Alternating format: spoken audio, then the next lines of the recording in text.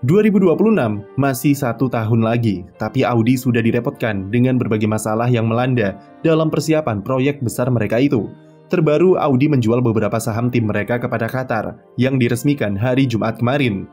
Qatar lewat Badan Investasi Nasional mereka secara resmi membeli 30% saham dari tim Audi Sauber yang diperkirakan senilai 350 juta dolar atau 5,5 triliun rupiah. Qatar sendiri juga bukan sesuatu yang asing bagi pabrikan raksasa Jerman tersebut, karena mereka ternyata sebelumnya sudah memiliki 17% saham di perusahaan induk Audi, yaitu Volkswagen. Lewat investasi ini, Qatar nantinya akan memberikan banyak bantuan dana segar untuk membantu Audi dalam hal peningkatan kualitas fasilitas dan rekrutmen karyawan, yang mana mereka masih membutuhkan banyak orang untuk menunjang proyek F1 2026. Kedatangan Qatar sebagai investor baru lewat pembelian saham ini merupakan cerita terbaru dari betapa ruwetnya Audi dalam mewujudkan misi mereka untuk berlaga di F1. Banyak sekali rintangan yang harus dihadapi, dan sampai sekarang banyak pihak yang belum yakin jika Audi benar-benar mampu membalap di grid pada 2026 mendatang. Mulai dari pergantian CEO, lalu konflik power yang tak penting di internal, perubahan struktur tim, sampai performa tim yang cuma bisa huni papan bawah di F1 saat ini. Harus diakui, semua itu berjalan tidak mudah karena Audi sendiri yang memang terkenal sangat ribet dalam hal birokrasi dengan jalinan komunikasi yang vertikal dengan jajaran direksi serta perusahaan induk. Belum lagi kondisi di Jerman, di mana Audi dan Volkswagen sedang dihadapkan pada krisis finansial usai penjualan mobil mereka anjlok selama 1 tahun terakhir dengan tingkat keuntungan yang turun sampai 60%. Kecilnya penjualan mobil listrik karena serbuan pabrikan asal Tiongkok dan inflasi di Eropa dikatakan sebagai penyebab kenapa Bahkan Audi terancam menutup beberapa pabrik dan dealer yang bisa mengancam ratusan hingga ribuan karyawan yang akan terkena PHK karena sudah memasuki kesulitan secara finansial. FIA saja sampai turun tangan dengan membuat pengecualian bagi Audi terhadap batas cost cap yang lebih tinggi untuk menyesuaikan UMR negara Swiss yang cukup mahal daripada negara lain. Krisis keuangan disinyalir jadi penyebab utama Audi menjual saham tim F1 mereka kepada Qatar untuk meringankan beban pengeluaran, mengingat proyek F1 sangatlah menguras uang. Setidaknya sampai sekarang, dari proses akuisisi Sauber sampai pembangunan pabrik baru untuk pembuatan mesin F1 di Nürburgring, Jerman, dan gaji karyawan baru, Audi sudah merogoh dompet sebesar lebih dari 700 juta dolar. Itu pun masih jauh dari kata cukup untuk bisa mendapatkan fasilitas dengan kualitas yang sesuai dengan standar F1, karena masih harus diekspansi lebih luas. Kehadiran Qatar akan memberikan cover bagi Audi dalam ekspansi fasilitas mereka di Nürburgring dan penambahan karyawan untuk menunjang operasional yang semakin besar nantinya. Rencana awal Audi ketika pertama kali membeli tim Sauber adalah mereka cuma ingin memegang saham mayoritas sebesar 75% saja karena akan membagi tugas, di mana Audi sebagai pabrikan penyuplai mesin dan Sauber sebagai pembuat sasis. Namun Andreas Seidel yang sempat ditunjuk sebagai CEO dan penjembatan transisi menuju Audi, dia berpendapat kalau pabrikan Jerman itu harus membeli keseluruhan saham dari Sauber untuk mendapatkan kontrol penuh yang dipandang lebih bagus untuk jangka panjang. Audi pada bulan Maret mengumumkan akuisisi penuh terhadap Sauber yang akan dilakukan bertahap sampai selesai 100% pada 2026 nanti. Tapi masalahnya adalah di tengah jalan mereka kehabisan uang untuk menyelesaikan pembelian tersebut. Audi kemudian memutuskan membuka saham yang rencananya akan dibeli dari Sauber itu kepada siapapun yang ingin membelinya dan berinvestasi di tim F1. Qatar kemudian menjadi yang terpilih untuk menyelesaikan pembelian Audi dan Sauber dengan membeli 30% saham tersisa yang masih dipegang oleh Windrawsing selaku pemilik lama Sauber, yang artinya pada 2026 nanti kepemilikan tim ini akan terbelah menjadi dua pihak, yaitu Audi sebagai pemegang saham mayoritas dan sisanya dimiliki oleh Qatar selaku investor. Namun Audi sendiri masih membuka kemungkinan jika dalam beberapa waktu ke depan mereka akan membagi lagi sahamnya di tim karena situasi finansial yang masih tidak stabil. Meskipun Audi membantah alasan penjualan ke Qatar adalah karena tekanan serta ancaman finansial, tapi tak bisa dipungkiri kalau keadaan mereka cukup sulit belakangan ini, terutama dengan Volkswagen. Volkswagen dinilai tidak bisa turun tangan untuk membantu Audi, dan mereka tak punya pilihan selain mencari investor dari pihak ketiga untuk bisa tetap melanjutkan proyek F1 2026.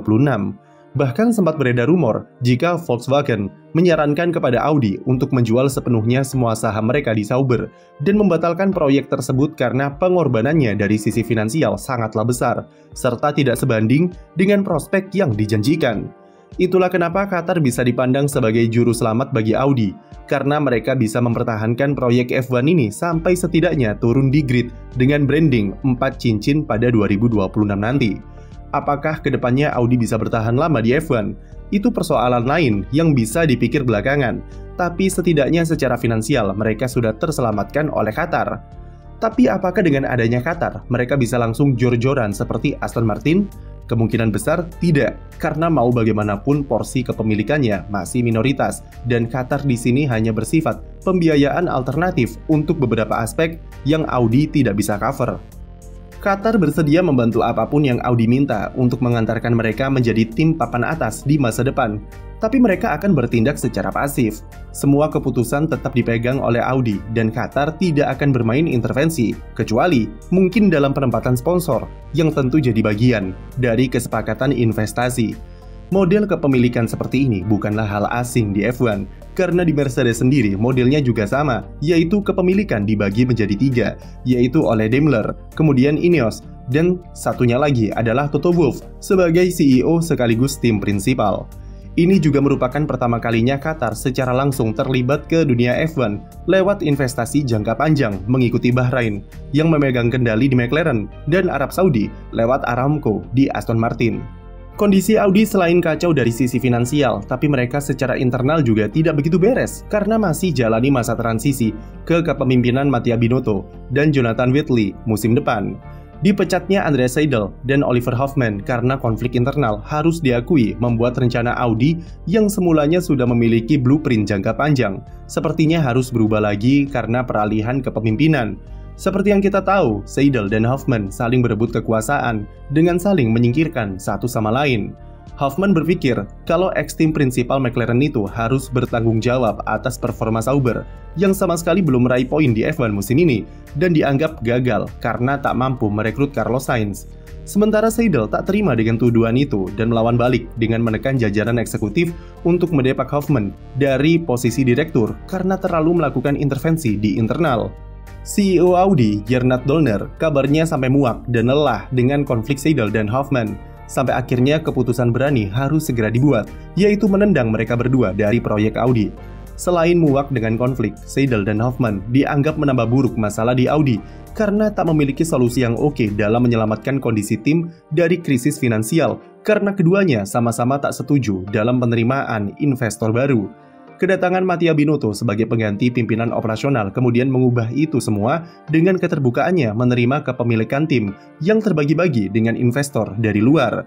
Menerima Qatar sebagai investor tentu membutuhkan keberanian dari Audi, karena tentu tekanan sosial politik di Jerman akan makin besar dengan beberapa stigma kontroversi Timur Tengah di sana. Tapi Binotto menegaskan kalau ini semua dilakukan demi tujuan yang positif yang nantinya akan dinikmati oleh semua pihak yang terlibat, di mana kedatangan Qatar ia gambarkan sebagai booster untuk mempercepat rencana Audi yang sempat terhambat dengan huru-hara di internal. Dalam hal target, Binotto mengaku tak akan muluk-muluk karena melihat kondisi Audi yang masih berantakan di sana-sini, apalagi melihat kondisi Sauber yang saat ini masih memprihatinkan secara performa di sirkuit. Memanfaatkan investasi dari Qatar, prioritas Binotto untuk Audi adalah melakukan ekspansi dari sisi fasilitas dan merekrut figur-figur senior untuk membantu mereka dari segi kapabilitas pada 2026 nanti. Performa Sauber pada 2024 dan 2025 tidaklah penting karena fokus utama mereka langsung tertuju pada regulasi mesin baru 2026 dan seterusnya dalam waktu jangka panjang.